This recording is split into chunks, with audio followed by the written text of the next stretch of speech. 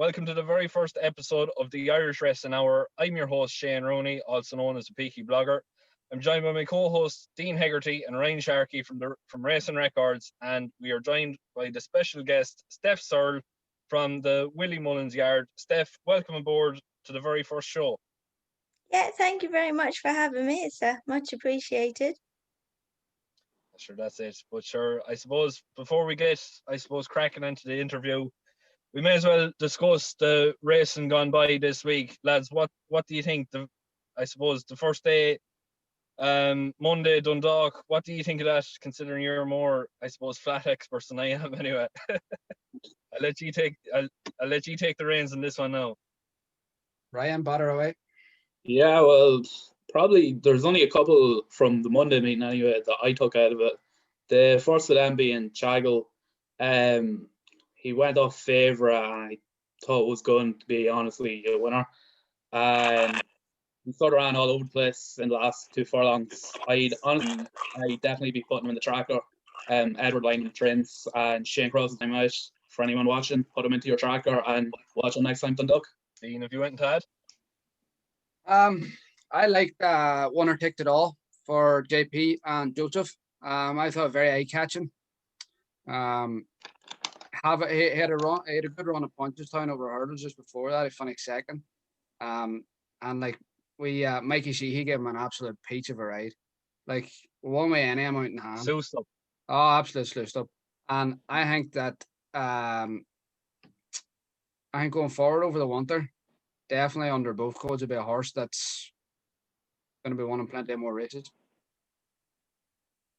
Yeah, that's why I've down as well for the Monday meeting. I definitely thought winner takes it all was definitely the horse to take out of it. Like the way he just, I suppose, cruised up. Mikey Sheehy absolutely, I suppose, still as water, really, you could say, in the saddle, and just absolutely cantering all over the field. It made race riding look like child's play at the end of the day. Tuesday then, Punchestown, I suppose, look, I may as well take the lead in this one. Born Patriot for me was the best, finish of the day, 80-1 for Peter Fahey. It's a it's the same colours as Soviet Pimpernel. I think it's a stud farm up in Kildare is the ownership. I'm not 100% sure, but I think overall going forward, this horse looks to be a very, very exciting prospect. Alan King is a very, very good friend of mine. He was telling me that he was sort of quietly fancying the horse. He says he's going very well at home, and like he definitely thinks he's going to prove to be a very, very good, I suppose, staying hurdler and staying chaser in time to come. He's a big burly sort. Then moving on then to the likes of Colreevy there in the 1 o'clock, very, very impressive.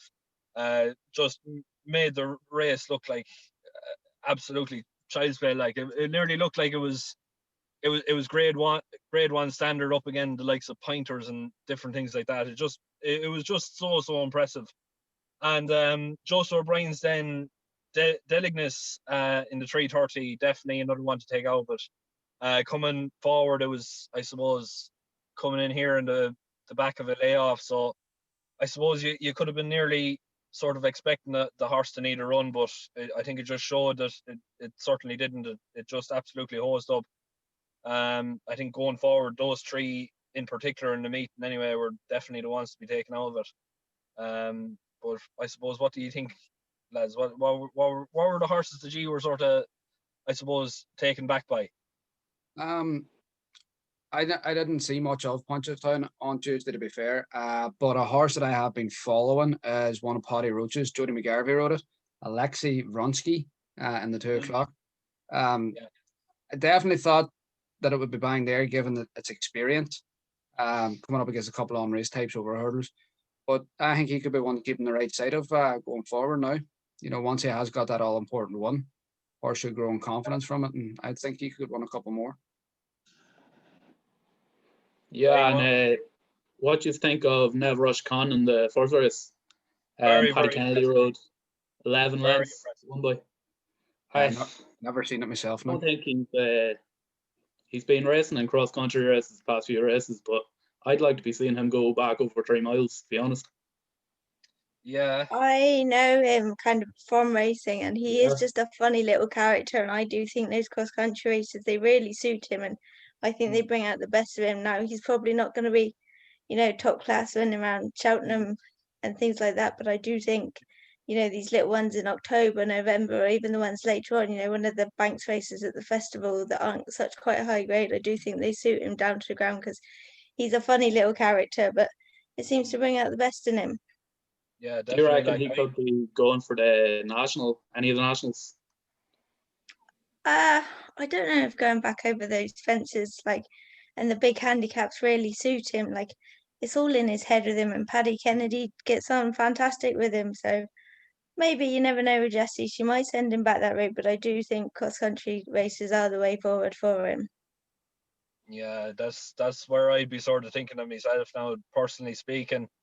He just like what Steph said, like he's just a bit of a funny character, like, and I suppose saying national, like, it just mightn't really suit him as well as anything else. They might just, I suppose, want something to. I suppose you could class them as odd fences, really, just to, I suppose, give him something to think about, and I suppose just keep his mind on the job more so than just trying to kill himself in the jockey. That's basically the best way I can describe it. But yeah, moving on then to Wednesday, Dundalk again, lads. You may as well take that one away because I'm totally useless talking about Dundalk. What did you make of it? Yeah, I didn't watch too much of it now, but there's one horse that I have been following since day one, Orchid Gardens. He's been so frustrating. He's coming second, third, fourth, constantly. He's never won, and then on Wednesday he goes and wins. And honestly, I hope that this, he'll step off from this, or she will, sorry, and go on, because I do believe she has a huge future, and she's a lot better than she's been racing, really. Yeah. Be one to follow for next summer for sure. Yeah, I think Rory Cleary was just very unlucky with her, like, over the summer. Like, he just, no matter what he could do, he just could never get the head down in front. But Sam Ewing, like, he's definitely one of the men to be following. Say, coming into the Christmas, into the likes of Dundalk, and say the all weather what you call it, meetings and everything else like that. Like, he is potentially going to be a very, very seriously talented young lad, like, in the saddle. Like, I think he's only he's only 16 or 17, isn't he? 16, I think, yeah. Yeah, like, he's got a huge career ahead of him, like, and he's just taken I suppose the bull by the horns, and he's just kicked on and just hasn't looked back since. So, like, fair play to Sam, and, like, all the, I suppose, the work that he's put in so far is definitely paying off. But yeah, for me personally speaking, I think one horse that I've been following, I suppose, for the past year or 2 years now, anyway, at this stage, is Big. Ran a very good race in the 345. He was, I suppose, up at the pace all the way along. He wasn't really, I suppose, headed, but he was sort of swallowed up, but he still managed to kick on, and I think he was only a half length beaten.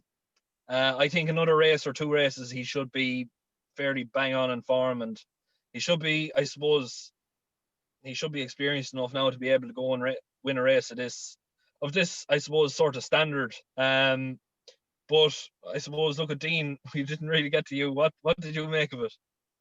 An eye catcher for me really was tailored for the Andy Slattery team.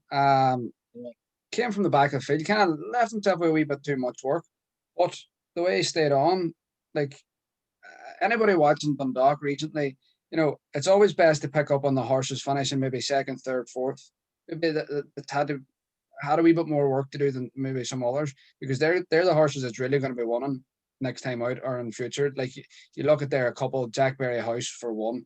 Like, he was unlucky in 2 in a row and then out once. He's a horse to come to keep on the right side of. I think this Tailored could be one that's winning next time out. If not next time, he's definitely in the frame. He's actually got a couple of entries next week as well. I think that's on the Wednesday. So it's definitely one to keep an eye on. Okay, we'll be definitely keeping an eye on that one anyway. Moving on then to Thursday. I suppose, look, I may as well take the lead in this one here now. for me, I suppose the most eye-catching horse of the race was A Girl Like Me in the final race. Very, very eye-catching and I suppose heavy ground. It was well off the pace after winning a fairly easy, I suppose, easily won race in Galway beforehand. But I suppose it looked like she was a little bit in trouble, say, I suppose a mile two from home. She was way off the pace and she was, I suppose, looked like, I suppose she wasn't just picking up. But I suppose coming into the home turn, she just started absolutely slicing through the field and she very nearly, I suppose, caught the eventual winner. But I think, I suppose, the fact that it was her first, or was her first go over hurdles? No, it wasn't her first go over hurdles, the second go. But I think, look at she's inexperienced and I suppose she was very green and like overall, I definitely think there is plenty of improvement for her. Another one then as well, Steph. I know you have great ties with this one. Gajumi, or whatever way you want to pronounce it. I don't know how you pronounce it. I used to call her Jumi anyway. Gajumi, okay. But I particularly like this one now. It looked like that she was beaten, but I think she was picking up again. She definitely looked like she had an extra, I suppose, a second wind about her. She looked like she was coming up to Henry's horse before, I suppose, crashing out. And I suppose if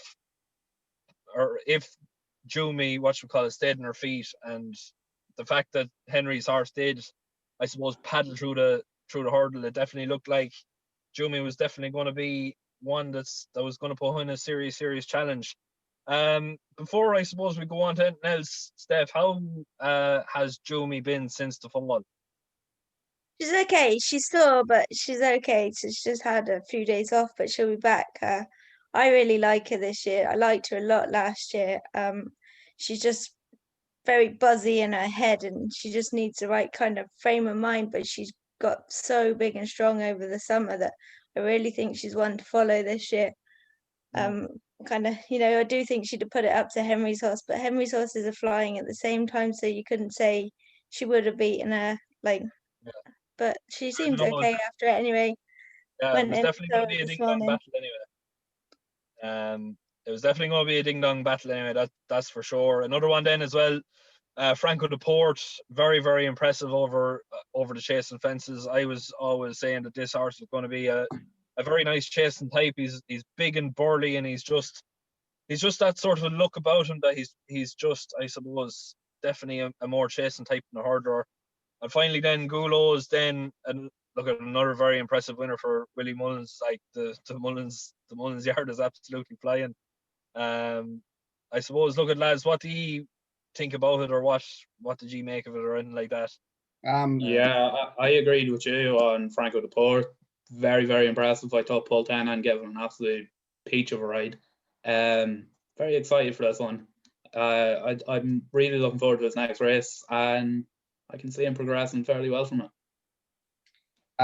Yeah, the one that really you touched on, the one on the last race, Shane, I actually liked that as well, the way it finished off. But it's the one on the 155, Galouz, is it, Steph?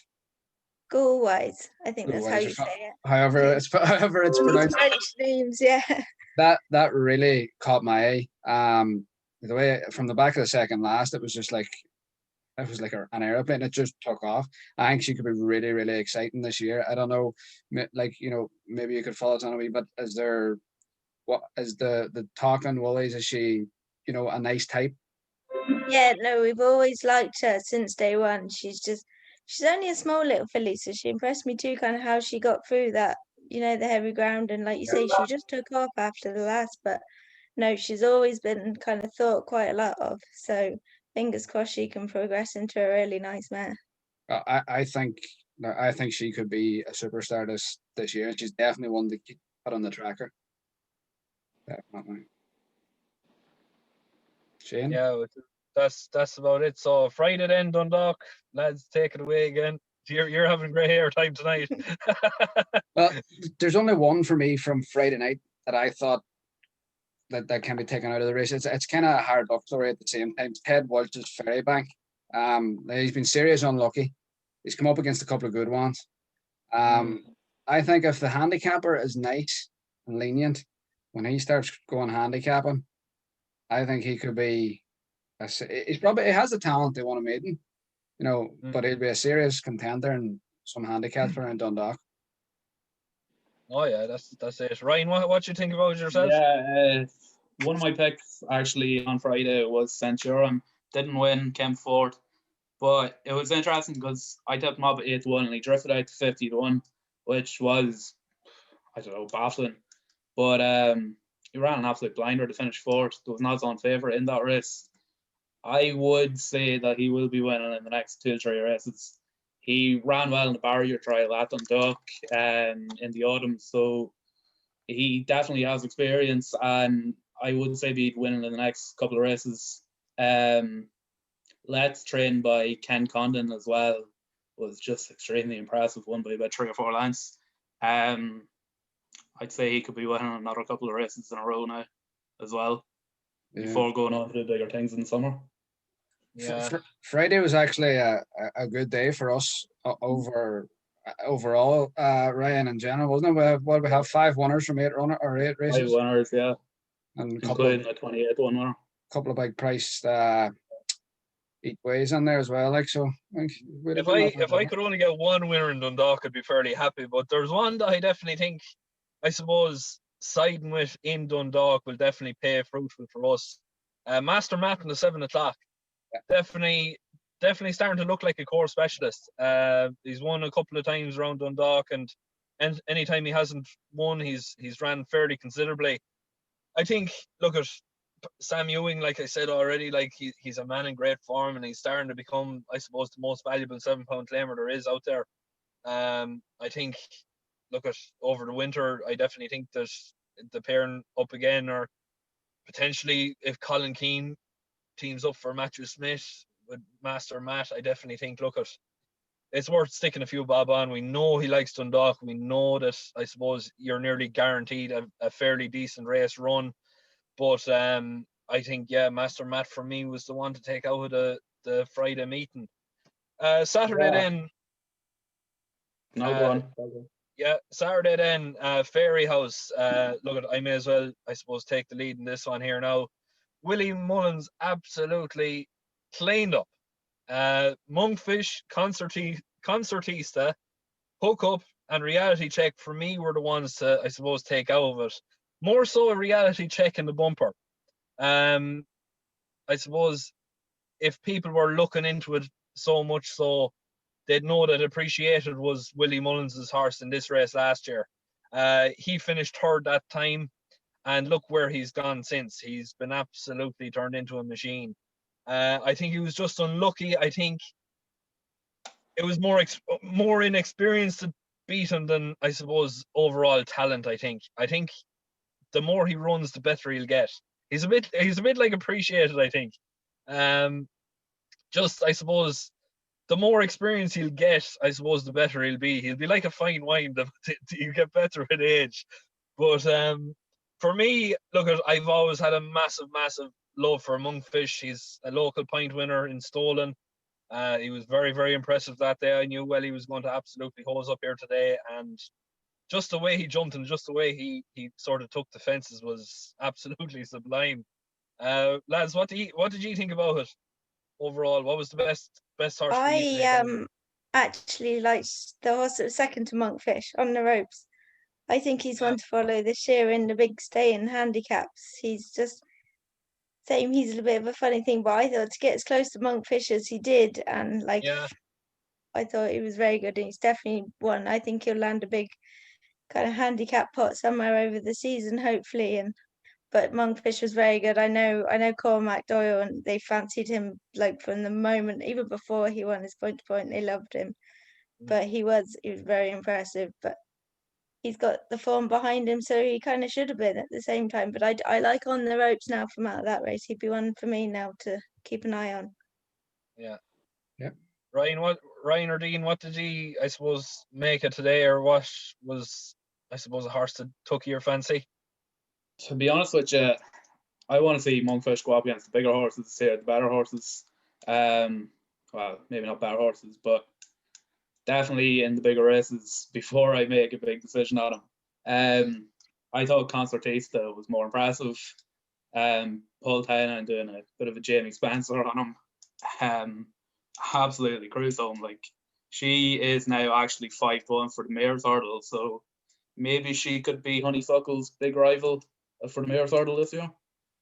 Yeah, I definitely think so. And the fact, look at that, Concertista was, I don't know, I didn't know what to make of her in Ireland. I thought she was more of a lay of a meeting there today, considering she'd never won in Ireland. But my God, she just absolutely blew every horse out of the water there today. It was just incredible to look at. Like, I thought that was a far more impressive performance than Monkfish, personally. She yeah, was very unlucky last year now in everything that she did. There was 3 or 4 times like she should have won and just nothing went her way. But I mean, the lad who rides her out every day, he used to drive tanks in the Ukraine, so there was no way she was never going to be fit. So I think Paul kind of played on that. But she was very good. Very, yeah, she'd probably be the one for me now, more than Monkfish, like you say. yeah, that's it. Dean, what did you think? Again, I'm only going to go with one here. I think it was a real eye catcher. I've been following. Well, I actually backed this horse on bumper debut when it absolutely sluiced up at Ferryhouse. Esserisk, in the 2:11. Now it changed hands. It's now with Joseph. Like, if you look watching the race, you could call him the winner the whole way, except for he just slightly got hampered. But once he got out, JJ never popped the question until over the last bang, and they just seemed to be picking up the whole way. I think the further he went, the better he got. He just wanted in a photo finish right enough. But and I think this horse could be very, very special. It was very well timed, like the just the way he just asked every single question just at the right time. It was just very, very impressive. All right. Joseph's horses always seem to improve for the run as well. Like, so for one, it has to go on one first time out in the season for him, especially having debut on over hurdles. I think it was impressive. Definitely, I think this is a big future. Yeah, that's it. Look, I suppose before we crack on with the interview, there's one bit of the news that I suppose we haven't covered yet. Oisin Murphy, obviously, look at is come back out now that he has tested positive at the second test. 3-month ban. Lads, what do you make of it? And Steph, I suppose we may as well include you as well. Like, what did you make of it, or like, do you think it's right or just, or? I kind of think he should have just held his hands up from day one. I feel like it's kind of blown out of proportion here. Yeah, I don't know. I'm not saying that he didn't do it, but like the whole, I think it was Robbie Dolan, was it? Or there was another Irish jockey, Downey, I think, Robbie Downey, last year as well, and like he protested his innocence as well, and then for it to happen to the champion jockey, and him to protest his innocence, it kind of leaves you questioning, you know, are they trying to make out that there's something funny going on, or are they just not wanting to admit that something has happened? You know, I would sow a lot of doubt in my mind as to whether has there been a boo-boo somewhere by the jockey, or is it a boo-boo by the French gallo? So I don't know, Shane. I think it has to serve his time. You know, he says that he knows where it came from, or it was contaminating by other means, but that's it. Like the fact as well, like that the second test came back as well. Like I was sort of inclined to believe him and say, right, okay, well, something obviously happened. Like, I know there's an article that I wrote there over I'd say a couple of months ago about a mare actually been contaminated by, say, or a prohibited substance, but it was found in the blood of mares that, I think it was, who was it? Darren's Diamond, I think that the mare was. It won a maiden hurdle in Cork. But I think it was contaminated by something in the blood that's naturally produced by mares. So I was sort of thinking, right, well, obviously there must be something gone wrong anyway somewhere. But now the fact that it's come back and it's positive again, you have to sort of believe, right? Okay, well, he's after doing something now, or he's after, I suppose, doing something that he should have done. But look, I don't know. I can sort of see his point, and I can see their point as well. I don't really know. That's why I suppose I asked you, what did you think more so than anything else? Ryan, what did you think? I don't know. I have to agree with Dean, but he doesn't really seem like the type that would be getting himself into them situations, to be honest. No. You know what I mean? But Like I think one thing I actually found funny. as such a role model to children. Like he wouldn't. I can't see him doing it, to be honest. One thing I found I picked up on, and I mentioned it to a friend of mine the other day. Do you notice how Qatar Racing appointed Kieran Fallon as their second choice jockey? They knew something was coming. They knew he wasn't. They Yeah. knew he wasn't going to get away with it. Good point. So, like, you know, Qatar, they don't really need a second jockey, do they? But knowing that your first choice jockey is not going to be there for 3 months, possibly 6, depending. I just found it funny whenever I looked back and I thought, well, why did they employ a second jockey? I know they're a big outfit and they can do that, like, but it's kind of weird. Yeah, it's interesting. All right. Look, I suppose we may as well crack on with the interview. Steph, obviously, has been working in Willie Muns's for I don't know how many years. How many years are you working with Willie now, Steph? I was in there for 7. I only ride out now for the past 2 months, but I was there for 7 years. Been there, 2013 I started. Okay. I suppose we may as well kick things off by giving a bit of an introduction, and giving a day in the life of, say, a stable hand working in Willie Mullins. Like, what's the day consist for you? So I was what was called a barn manager. So in Willie's I think it's 21 barns now. I think 19 of 10 stables. There's 1 of 5, and then there's 2 of 12. Yeah, something like that. Anyway, and I was in charge of a barn, and I'd go in at 6:30, feed, check the horse's legs, and then I'd put some on the walker and start mucking out. Then about 7 o'clock, a second lad would come in, to help me. There's 2 people in your barn. And we change the walker, all the horses go on the walker before they ride out. Make sure that they're all mucked out, clean hay, clean water, ready before you ride out at 8 o'clock. You'd ride out, I have to think now, it's 3 lots, and then you'd have your break. No, it's 2 now. It was 3 when I first started, and they changed it 2 lots, have your break, then you ride out another 2 lots. You get an hour for lunch, and then you go back, brush them over, sort out any injuries. The fat ones, or what we call the fresh ones, will go back on the walker. And then just, skip out, clean hay, water again, and then feed up and go home.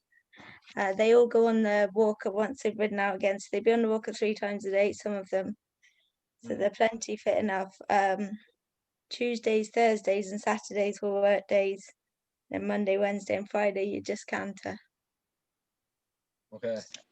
What sort of time? I know you said you started, say, 6:30, but what time generally would you be working up till?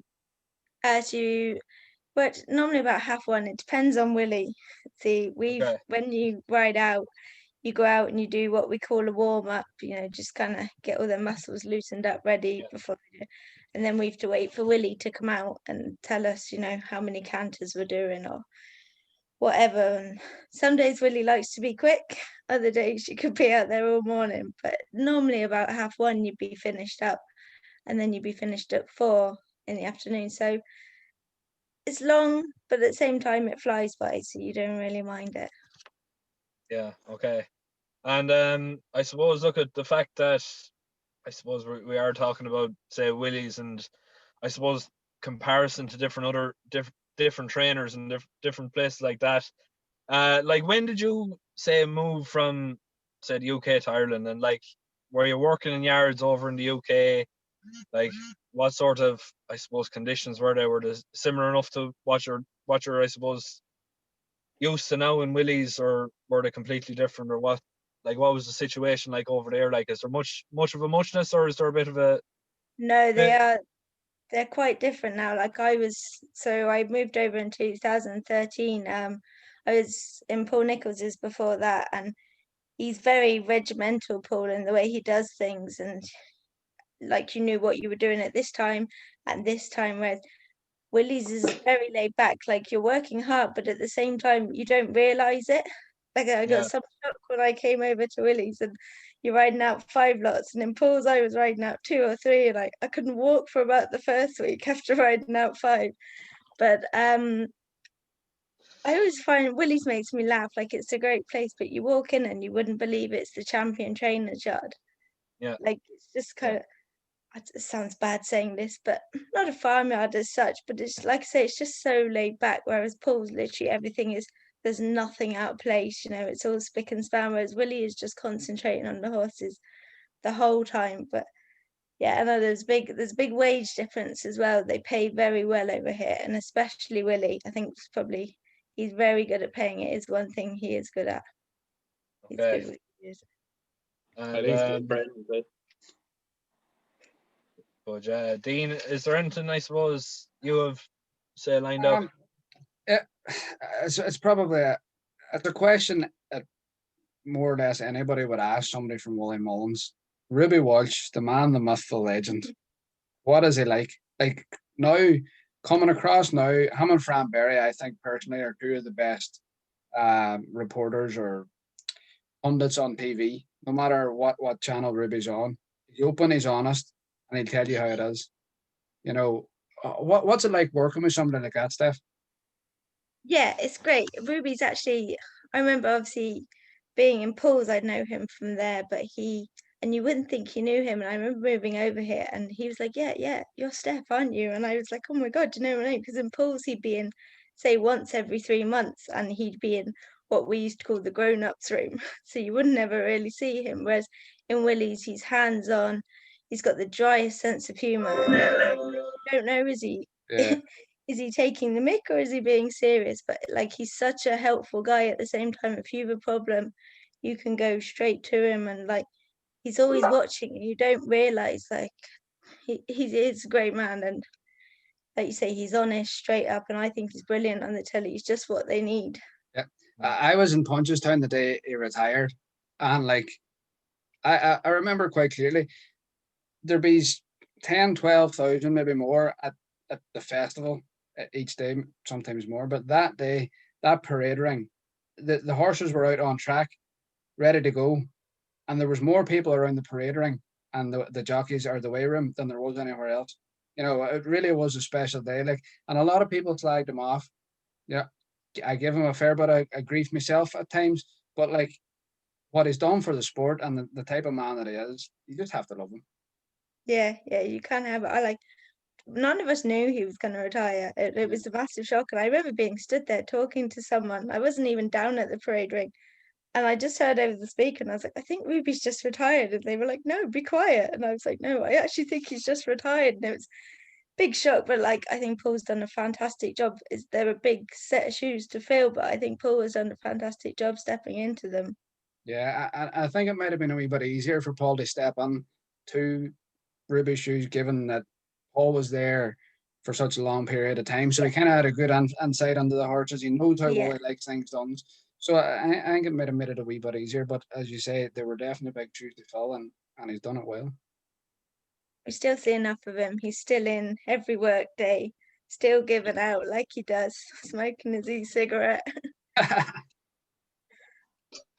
Ryan, have you um, anything to add? what is Willie Mullins like to work for? Like, would you class him as a really good boss, or would he be very like private around the yard? Would he keep to himself? Like, Yeah, no, he likes the banter as well, to be fair to him. Um, I actually enjoyed working for him. I got a lot of opportunities, and I think he listens to his staff a lot. That is one yeah, thing. Probably sound bad saying this, but coming from Paul's to his is Willie's such a big yard that he has to listen to his staff, and he knows that. And like if you're riding the same horse every day, he takes in what you said. Like say I'm only there kind of riding out now on a Saturday, and still going to ride my favorite horse, and he's still asking me, what do you think we should do? Where should we go? And Yeah. he was a good man to work for. And I did enjoy my 7 years there. And I suppose now you're speaking about horses. If you could ride any of Willie's horses at Cheltenham, which one would you want to be on? It'd probably have to be Alboom. I mean, like his record speaks for himself. Even before he won his Gold Cups, and even before his little mishap in Punchestown, he was always a bit of a legend of a horse. You know, everyone in the yard loved him. So probably be Alboom, yeah. Yeah. Dean, have you, I suppose, anything to add? Um, just another one. Steph, what's it like in a big yard like Wally Mullins is in the run up to Cheltenham? Hype. When does the hype really kick in? You know, for yourselves. I find like kind of there's always a little Cheltenham buzz about from the word go. Like you get a new horse and you're like, oh, this could be my Triumph Hurdle winner or something like that. But I suppose it really gets going after the Dublin Racing Festival. You know, they've all gone out, they've all proved themselves, you know, kind of what direction you're going in at Cheltenham. And then, like the week before, he takes all his horses to the Curragh to do their last final bit of work, and that's when it's kind of getting serious. You know, the little stickers come out that this is going to Cheltenham and things like that. And it's always about, but I suppose February, you could really say that's when it's like, oh, it's just round the corner. Will you be going to Cheltenham this year yourself, or I'm as not working sure. wise? I'm kind of hoping I will, but I couldn't be sure. No, you wouldn't see. Fair. That's the only thing in Willie's is you only find out last minute are you going. But I've been lucky enough. I think last year was the first year I didn't go for him. No, you see, So I was just saying to the lads what an idea that like I had would it'd be nice to show the racing public what goes on behind the scenes for the likes of somebody like yourself. You know, like a personal vlog or something like yeah, that. yeah, There, you know, it'd be nice if you do end up going. It'd be nice if you could do that. And I'm sure Ryan there, he's our tech guy. Like I'm sure he could stick it together. It'd be nice to give the just so people know the hard work that you guys actually put on. Because yeah. No, I'm no. assuming there's a lot of people, but they know you work hard, but you know, there's a lot of people that might not know the hard work that actually goes on by you guys. Like, One thing about Willie's, like the crack and everything is mighty, but Cheltenham is definitely the hardest week of the year. You need everyone goes out and buys new pairs of runners the first week, like the week before Cheltenham, because you do so much walking. Where Jackie's just like obviously trying to keep the routine where they're used to being on the walker. Like you walk down the track, twice around the cross country course, and back up. Like you wouldn't be finished till 9 o'clock at night, and then you're up again at 6:30 the next morning. But like it's brilliant, you know, the buzz and the atmosphere and everything, but it's very hard work. But I mean, if I go, I'm more than happy to do that. oh, we might be able to bring out the insight to the racing public then, hopefully. You'll have to ask Willie for me if I can go. I've ran into Wally quite a few times at the races, like sometimes just by coincidence. But you were talking about album photo there. I ran into him before he won his chase debut at Navan. Going down, that was my horse for the day. I had my money aside. This is what I was putting my money on. Matt Wally walking. I said, Mr. Mullins, I said, would you put me off? I'll be photo of the day. I really fancy him. He just kind of smiled and laughed and sure, you know yourself. And I just walked nice, never says no or I or anything, but to me it was enough. And I met him after and I said, geez, well, it's just done well here. It's just definitely a good horse going forward. Thanks very much. I know, but you know, like I think, you know, for me, it's a man like Willie Mullins, like he stopped for a group picture and everything else. Like there were just Yeah, no, like I say, he loves the banter now. You'd be there and you go around the gallop and he's so funny and you're like, Willie, what are you looking at? And he's looking at the planes. He's got this little app on his phone where he like Light watches Radar the planes, 24 probably. something like that. And he's like, look at that plane, that's going to Barbados. And you're like, oh my God, Probably Willie. JP. Yeah. But no, Oh, he's a funny man. He is a funny man. But yeah, look at geez, you're after throwing me off there now talking about planes. But look at I suppose if you could relive a day, I suppose a particular day as a career with Willie Mullins, like on the racetrack, like what would you say is the best day that you've had or the team has had or whatever way you want to say it? For Um, me personally, would probably be from Mag's Irish champion hurdle win. She was my baby and Willie's. Like I dote on her. I still like go and get pictures of her all the time now she's retired. But I just remember like they told me she was going to run in the champion hurdle, and I was like, no, the mare's hurdle, and then they declared her, and I wouldn't talk to Ruby for the rest of the week, and she came out and won. I was just so proud that she come out and done it against the boys and proved herself, because just thought she was class. But that whole week, I was really lucky. I led up blow by blow to win the champion bumper. Augusta Kate won a listed bumper for me that week. Mags won the champion hurdle. Uncle Junior's last run was that week as well. I had him, and like that's probably my best week in racing. Even before I was in Willie's, like if I can relive that week again, definitely. Jesus, yeah. But look, I suppose Ryan, have you anything else sad, or you're on Yeah, a bit quiet now? I suppose, did you have any like dreams or aspirations of becoming a jockey at all, like in your life, or is that maybe still something you're interested in? When I was about 5, I think I wanted to be a jockey till I realised I wasn't brave enough to be a jockey. But I was lucky enough, Willie actually let me do the race in Punchestown Morgiana weekend for stable staff Up the called the yard Up or the Yard. something? Yeah, I was very lucky to do that 2 years ago, and I was like, I can see why they do it now. I finished second last, but someone actually sent me a photo. Paul won the Morgiana on the Sunday, and I finished second last. And he put the 2 pictures next to each other, and they were like, "Guess which one won the Grade 1?" And Paul's miserable, and there I am with the grin like a Cheshire cat.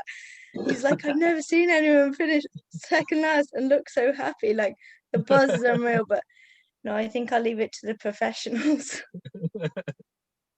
Oh, that's And it. I suppose who played the biggest role in you coming over here to, I suppose, be in Willie's Yard?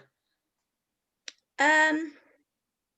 I always wanted, like, I've loads of friends over here, so like I love the country, everyone over here is so friendly. So do you know what, I'd always like to give it a go and come over to Ireland. So Willie's the best, like I said, I never wanted to be a jockey, so you obviously want to work for the best.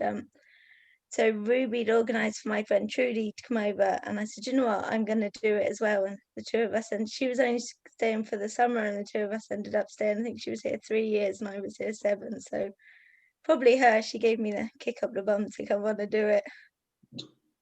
Started like obviously Ruby then played a bit of a part then as well Yeah, in getting her definitely. over. That just goes to show you like the power of the jockey as well, Yeah. what influence to have in the stable. Ruby's very, very big. Like I say, even now he's retired, he's always been a big influence. Him and David Casey are in, talking through entries with Willie, declarations. Patrick plays a massive part in it. They're not just jockeys at the end of the day. They're always, you think they go home after riding out and that's that, but they're not. They're always thinking, and it is a big team operation. Like I say, it's a big yard now, so he really relies on his staff to do it. Okay, I suppose. Look at Steph. I suppose, grill you now for a few minutes now. Just, I suppose, look at there's always, I suppose, one or two particular horses like that we always hear stories about and we never actually get to see. Um, like what would be, I suppose, a horse that you probably heard plenty of stories of, but you've never actually seen live. That you'd, I suppose, love to bring back, I suppose, from the dead and just see it. And as well as that, I suppose, add to it then, like what would you, I suppose, class as your all-time favorite horse, and what would be, I suppose, the horse that you'd love to have in Willie's Yard? I suppose, say it's in Henry de Bromhead's or Gordon Elliott's or Paul Nichols, whoever it is, like that you'd love to, I suppose, just boost the caliber of Willie's, I suppose, yard, if you can actually do it more so than anything else. But yeah, like just, I suppose, like what was he saying there now? The horse before your time, your all time favorite horse, and I suppose a horse outside of Willie's, just off the top of your head. Probably, I'd love to have seen Red Rum, and just the public following he had and what he did for racing. So yeah, I think he'd have been the horse before my time. Absolutely love Kato Star. He was the whole horse that got me in the racing, and like I was lucky enough to be in Paul's kind of his last few years, and his last Betfair Chase and his King George were unbelievable. And a horse out of another yard, it's got to be Envoy Allen. You couldn't say anything else.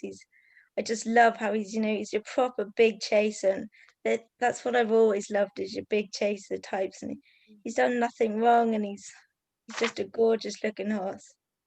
Yeah, I was actually there today in Naas when Envoy bet Elixir Dane, but I think it was the first time actually ever that I've actually been taken back by a sheer presence of a horse. Like, he's just huge. He's Yeah, massive. he's massive, and He's Shanine that looks after him, she's tiny, so I don't think she really helps, but he is Yeah.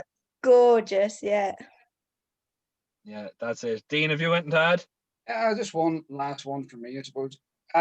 Steph, in Ireland compared to England, stable staff, give us an insight. Are you as well looked after by racecourses? Is everybody on an even par, or is there some that's lagging behind that should improve on the quality of, tea, coffee facilities, lunch for yourselves, and a waiting area, not a waiting area, but an area where you just can like chill out or Yeah. anything. How is it compared to England, and is there anything that you think personally that could improve in Ireland? Ireland is very behind. That's one big thing that shocked me when I moved over was Irish race courses. Like the grade one tracks over here would be say the lower class tracks in England. Like they're just, and the canteens and things just aren't up to date, especially at the moment, because of COVID and Yeah. things, there actually aren't canteens. So you could go a whole day now, and some of them don't even do free tea and coffee. And there's been a lot of complaints about that and things. They're not what you'd expect. Like your big grade one, group one tracks, kind of, they should be better than not. I'm not saying we're badly looked after, but I just think there could be a lot of improvement. When it's been raining all day and you've got 8 runners and like all you want is a cup of tea, but there's not even, say, a Burko boiler there. Like enough of us would just be happy, with a Yeah. Burko boiler of water and just help ourselves kind of thing. But they are, Galway's very good. Galway does free tea, coffee, food for us. They're very good. But I do think there is a lot of improvement to be made at the race courses for stable staff, especially, even going to get changed before the races and things. It's not the best. There's a couple of places now, and you'd be getting changed in wet toilets, so you're drowned before you even. Yeah, they're not great. Was one causing up, but it's the truth. Like you see Yeah. the jockeys, I can't think of it, where someone was complaining about, the feed they got in the jockey's change rooms, but we didn't even get that in the stable staff. Yeah. Well, Shane, that's, I think, something we should maybe touch on, is trying to maybe help improve things for the stable staff, give them a wee bit more of a push out there, because I definitely think 100%, yeah. I definitely think, like, as you say there, Steph, even a boiler, a geyser with, teas and coffees, is where you can help yourself. It's not gonna break the bank, and even that, at the end of the day, something so small can mean something so much to somebody like yourself, Steph. If you've had 4 or 5, if you're leading 4 or 5 up, you get absolutely drenched before you go home. A nice cup of tea or coffee for the journey home, especially you're based in Carlow there, like especially if you're trekking maybe down Royal. Yeah. It's a couple of hours home, with horses, and then when you get home, you have to unload, make sure everything's down, pack them away for the night. Something so simple like that could mean a lot, and I think, hopefully down the line, horse racing Ireland or whoever might take on board what stable staff are saying, and even something like that would be go a long Even way. like I say at the moment with coronavirus, like there are no canteens, which is fair enough, but even if you just left out a couple made up sandwiches, because you'd stop in the shop on the way up to the races, but say you're busy and you're 4 or 5 and you don't have time to run to the shop up the road, or like you don't want to be taking big bags full of food or anything, just a sandwich to grab to eat while you're leading the horse around before you do your next one. Like race days are very busy. Like you be grand some days you've won two, three of you there. But like the big days, say like this fairy house meeting this weekend, when especially the bigger yards, they'd be having big amount of runners. You don't have time to stop, so you just need a sandwich or something to pick up. And even before the coronavirus kicked in, canteens in like the stables are very quick to shut up. Like you want maybe grab a bowl of chips before you go home, but they'd be shut up and gone before you've even had time. Like the horse obviously is number one concern, so you want to get them sorted out. But yeah, no, they could improve a hell of a lot now. Like stay up and say like half hour, 40 minutes, like after say the last race won, like just exactly. so the bumpers, all that. Yeah, like that's definitely something that could easily be done. Like realistically, like say I'm I'm a qualified chef and that's my trade, but like if people came in at 9 o'clock, say for serving food up to 9, like we served them, like that's as simple as that. Like, but like it's just very unfair, say for the likes of stable staff that say put so much effort in, like, and get so little out. I like the lads know, like myself and Dean, we went around to a few say yards around Galway, like for the Galway preview that we did, say with the race and records. But Shane Ryder said a very, very, I suppose, apt quote about it. It's an hour's pain for a minute's glory, and I think that's a quote that's very, very much at the height of the situation here with I suppose the Irish racing industry. Like there's very little out there. There's very little, I suppose, publicity or anything like that. Like, and it's just, I suppose, it like the Irish racing industry, they could be doing an awful lot more for the people like yourself and say the hundreds of thousands of people that are working, say, behind the scenes that don't get the praise of Ruby Walsh or Paul Townend, or they don't get the same praise as the likes of Willie Mullins, Gordon Elliott, everyone like that.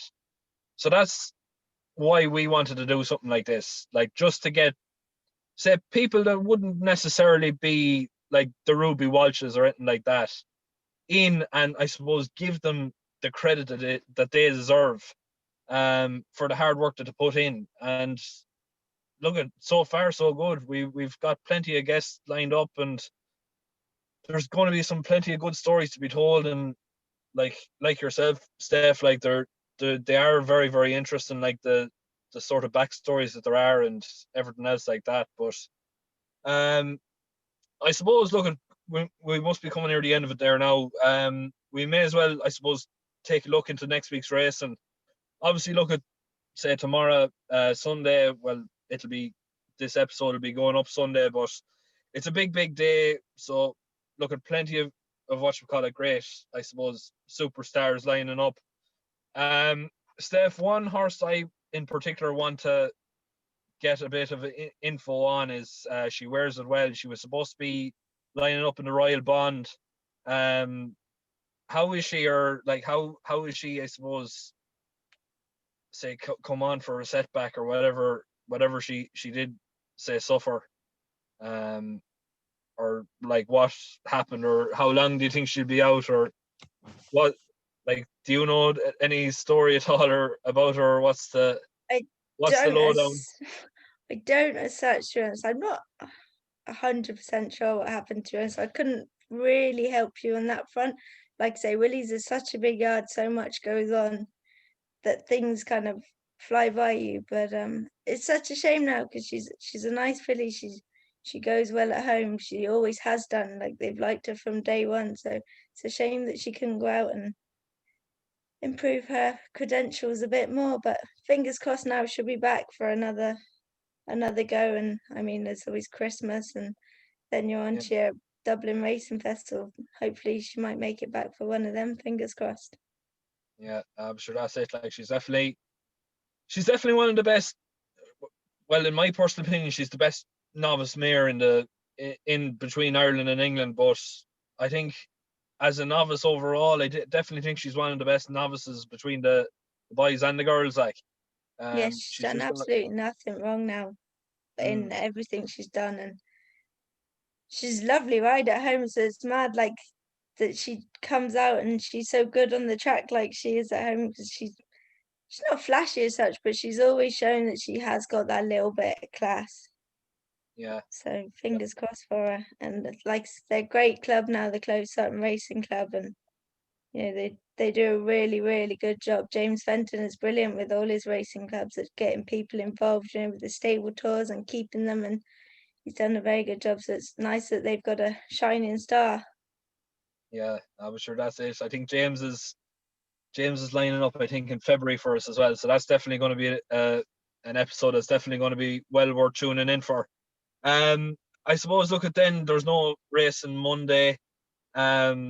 Tuesday, Limerick, there's not really that great a race, and it's mediocre. There is, I suppose, one pretty nice handicap hurdle, the 245. Enbaton is one of the Cheveley Parks for Willie Mullins. Steph, how is he, I suppose, getting on, or do you know, or like what way is he going at home? He's good. No, he's good. He's a big horse. I think, whatever he does this year is, I know we say it's his novice earlier, but he's always going to improve for a fence, and like he's a big, massive, huge horse. So every summer he has out to grass is always going to improve him. But no, I think he's going all right. There's a new JP horse in Willie's called Capadonna. I like him a lot. He does everything very nicely at home. So I've seen he's a couple entries this week. So he hopefully might get off the mark for Mr. McManus. That's it. Wednesday, Dundalk, lads. Did you see anything to really take your fancy? No, just that. Yeah, I've two for Wednesday. Oh, no, we'll go with Ryan first, 13. Oh, water. I have two actually on Wednesday. Boatron in the 230. I've been tipping him up ever since he came back and had his spell in sidelines. He's been absolutely excellent since obviously he had the spell off, and look, he's going to win on Wednesday. That's provided he obviously stays in the race, but if he runs, he will win. And another one, Leanne Breen has Angel Polanas running, well, entered anyway. She's only after recently purchasing that one, and the yard's on form. Mitchell Planas is on form, and that one should go close too. There's one I like on Wednesday. It's entered a few times, as I said earlier on, is that tailored for Team Slattery. So I think he's definitely one to keep an eye on wherever he ends up. One I like for tomorrow's racing actually, and I'm surprised neither of the two of you have mentioned it because it's one that you've backed recently, both of you. Ngolo, Steph, he heads tomorrow. Is he fit well? Yeah, he is. He's very well in himself. I like Ngolo a lot. He's one that he's very gutsy. Only does what he has to. Yeah, he literally. I've ridden him myself, and he literally do just enough. And I loved how was it Malone Road that he beat, and he looked beaten, and then he was like, I suppose I'll go on again now. I really like him now for tomorrow. My best friend actually rides him every day, and she adores him. But she says, yeah, no, he's in good form, and when he's bucking and squealing that he's a cheeky little monkey at the back of it. So I think that you can expect a big run now from him tomorrow. Yeah, I see now. Like he's on there at the last price that I had seen at 7-1. 7-1's a good value each way. If a horse is going to be banged there, you're covering yourself backing it each way. If it wins, then you're up. You're on the money. Like, moving on to Monday, Shane. Two Irish raiders head to Scotland. Liam Lennon, charged in the 135. Pegasus Amore, has been running over chase fences. Running on the hurdles race over in Scotland. So it's a 6. So he should go close, hopefully. And Noel Kelly's Hear No Evil. He won at Wellerby and his last start for James Bowen as well. I just think it's very important to keep an eye on runners heading over there. I was saying to you lads during the week there, Gordon Elliott had 2 over one day, and Born by the Sea, Jack Born Gilligan. by the Gilligans had 1 over. Paul Gilligan, yeah. Born by the Sea won at 7-1, and one of Gordon Elliott's won. in this day and age that we're in with all the coronavirus, with the more restrictions in place, I think it's just important to keep an eye on things like that because they're not going there for the good of their health. Obviously the horses have a fighting chance, and especially now in the run up to Christmas, it's nice to land a wee pot, and even a wee bet on them. So that's just to maybe that stands out for me. Yeah, that's it. I suppose, yeah, what you call it, looking at their Sunday, I was definitely looking at N'Golo, and I was sort of humming and hawing whether I would or whether I won't, but I definitely think, for me anyway, Caskmate definitely looks to be one of the better values. Yeah. I know N'Golo now definitely would be the danger, obviously at the price of 7-1. I just think Ballyadam gets a little bit stuck in himself in soft ground. Like, he didn't really beat a hell of a lot there the last day in Down Royal, and I know people are talking about him being better than Envoy. I don't think so. I don't think he is. I know Jamie Codd was one of those people, and I know I'm not saying that I'm more of a judge of a horse than Jamie Codd, but for me, I was there the day in Navan, and he just seemed to get a little bit stuck in heavy ground. He was behind Julie Stowaway that day for Mags Mullins, and yeah, I just wasn't really taken aback by him. I just think at 4-6 or even money or whatever price he is now, whatever price he is when the time comes up, he's a little bit short for me. I think Castmate, the softer the ground, the better he gets. He won very, very well last time out in Punchestown, beating Dew Cup. I think it was 10 lengths.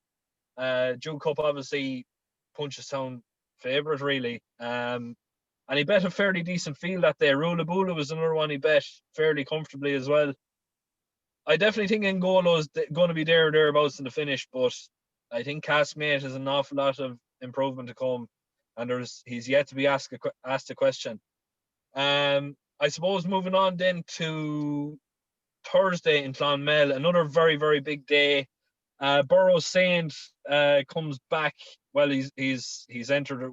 Whether he runs or not, I don't know. But he's obviously, for the people who don't know, he's an Irish Grand National winner. Very exciting to see him back in the track in the 230. Steph, how is he? I suppose at home, or how has he been? I suppose taken to work and everything else like that. No, he's good. They're all working away. He looks fantastic. Dermo that looks after him and rides him, it does an absolute brilliant job with him. But he's a proper gorgeous looking horse, and you kind of can't take your eyes off him. But he's doing everything well. They're all, he's really pleasing everyone. I'm not sure whether he runs with Willie. You don't know until declarations are done.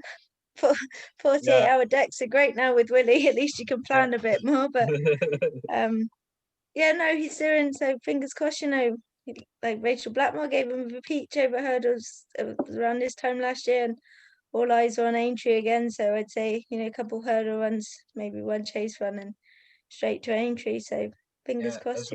Especially like with Tiger Roll, the situation he's in, like it might just open up the Grand National a bit again. Like for the past 2 years, like it's all been Tiger this and Tiger that. Now I suppose the whole spanner's been thrown things in the works, and it just opens things up a little bit. And I definitely think Burrows Saint will appreciate the entry fences. But there's two Richie horses in the bumper. Well, they're entered in for the bumper now. I don't know whether they'll run or not, but like, I don't even try and ask me what the names they are. They're two French horses. I don't know what sort of names they are. I'm gonna be honest, I haven't actually bet me, and I'll have a look at the entries and all that. Just trying to keep an eye on everything. But yeah, no, I bear with me and I'll have a look what they are. Yeah, there's two anyway. They're fairly close to each other anyway with the ballot numbers anyway. I'm sure Ryan will on just Thursday. Cut this out anyway. Thursday, yeah. There's the qualified riders race, or there is no bump? There is no bumper. Well, it's the last race then of the day then. Whatever. Yeah, it is. Eden Flight and Elite Charbonnet. Yeah. I'd probably prefer Eden Flight out the two. He just I've always liked him more. Okay. I think he's going well enough at home. He's another horse. I think every summer he'll improve him again. they normally they actually use this race kind of as a stepping stone onto bigger things now for a lot of horses. I mean, St. Roy ran in it last year before going on to do what he did. So as small as a race it kind of is, they must think a lot of them, like say, before they go on to Stefan. But I do like Eden Flight now, at the two of them. Yeah. Just on that, sorry, Steph, and I'm sorry, Shane, for cutting on, but Yeah, no bother. I notice Woolley tends to do things same every year. There's a particular race at Navan, the beginner's chase at the end of November. Every year he sends one there, and it's always a good one. I attend that race day.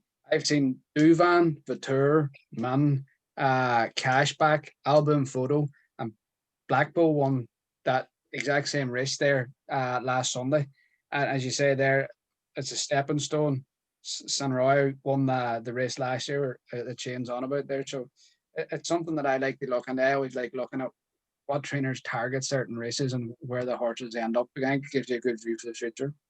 It Well, does, like, San Roy didn't win that race now last year. He was yeah, Paddy got him beat. yeah, I was there. I was actually there that day, and I was hearing that he was the next Istabrack, and I was hearing that he was going to be this and that. And for me, I don't really know what to make of San Roy, to be quite honest with you. I just think I suppose the whispers out there, they're not really backed up, unless it's obviously the race at Cheltenham. Like, that was very impressive. Like, but I don't know. I was just, I suppose, describing him as, I suppose, the male version of Concertista last year.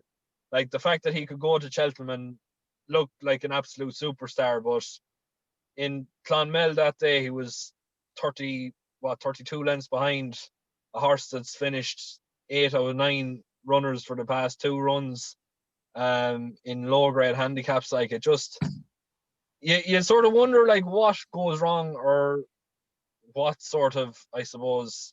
I know Paddy has said, like, he should have won. Yeah. He should have, Yeah. but like Roy has always done everything. Like, they've always thought a lot of him. Before Cheltenham last year, Ruby said he should have ran in the champion hurdle, not the county. So they've always thought a lot of him. I actually took him when he ran in the Morgiana, and I think he should have won that day. He was just far too keen. But then at the same time, I also like Abracadabras a lot. So Yeah. I definitely think it would have been, if he'd have settled a bit more, it would have been a lot tighter. Like, he did well to come back from where he did in that ground, pulling as hard as he did. So I do like him a lot now.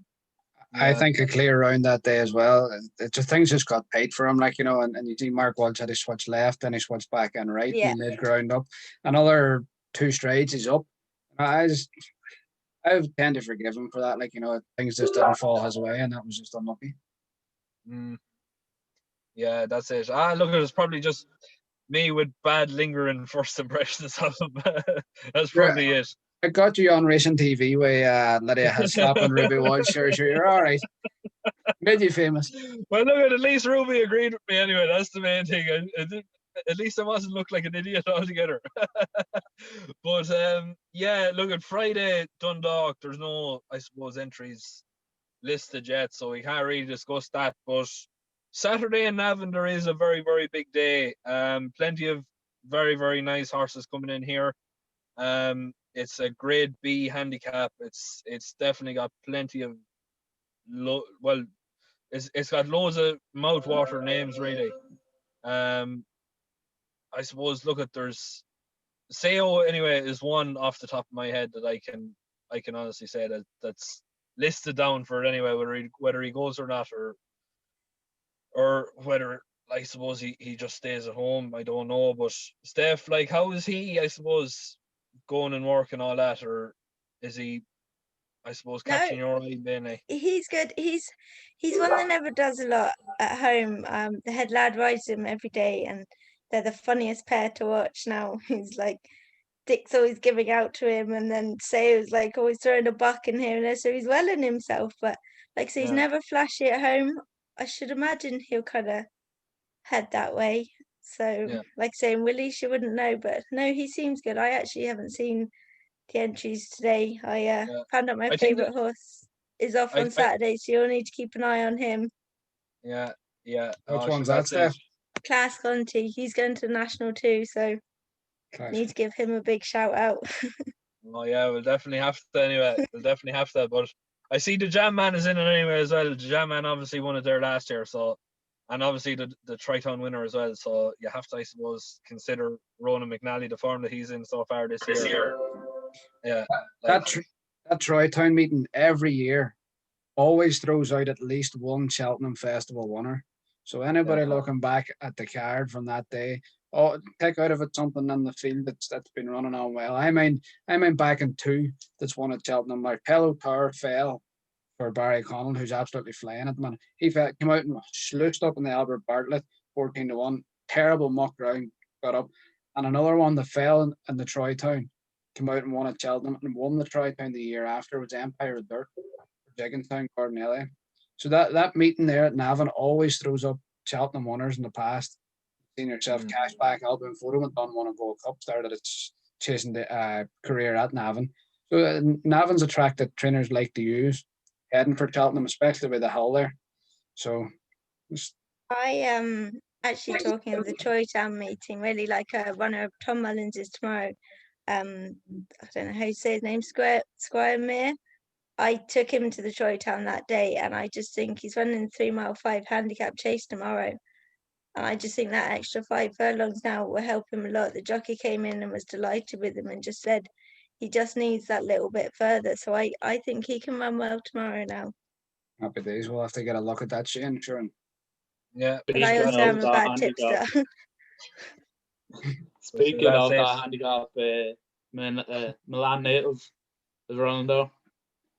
Aidan Galley's riding it for Gordon Elliott. This one came second behind Manel Indo last time, and obviously won the Kinmure at Cheltenham last year. So clearly the best horse in the race, but based off that now alone. Yeah, we were talking about this there earlier on, Ryan. I think it's definitely one of the first few that we've actually agreed on. But I found a horse to take him on with now tomorrow. I quite like Roaring Bull. Currently priced, I think he's around 11 or 12-1. I'm going to take the chance on him anyway, just for the simple fact that I want to see Jerry Hannon absolutely lose. That's what I'm backing him for.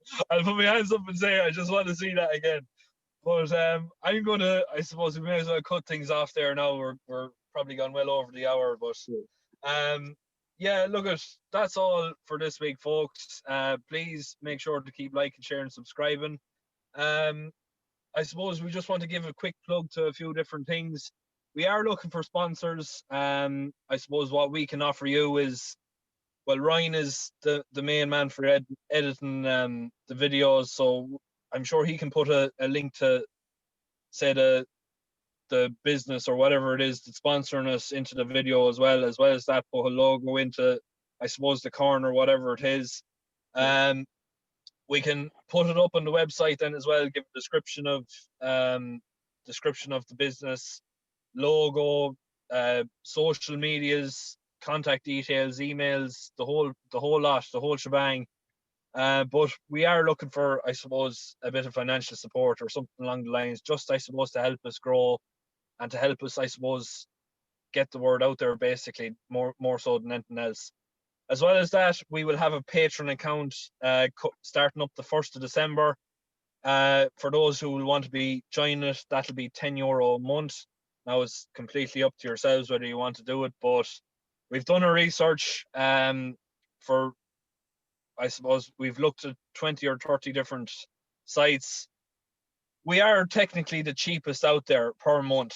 The average is going around 40 to €50 a month. We're going at €10 a month.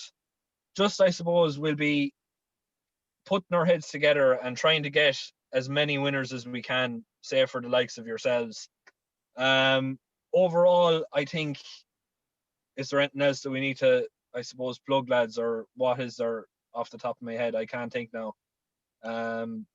No, I think you're spot on there. Like, I think that, you know, if we could get a sponsor on board, it'll be great, because it would allow, you know, we're unfortunate. We're asking people to give, like Steph there, we're asking them to give up an hour of their evening or however long it takes, and sometimes they get the better, like, the top people from like the TVs and all, like they would be looking for a fee or whatever, say, and if people wanted to hear them, like, it would cost us a few quid, like, so you could get anything. It's more to give back to racing and to people that wants to tune Yeah. in, I suppose.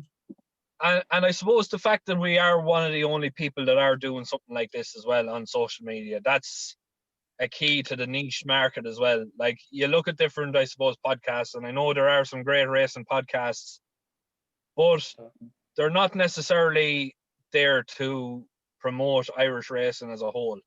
Like, we have jockeys, trainers, stable staff like Steph, breeders.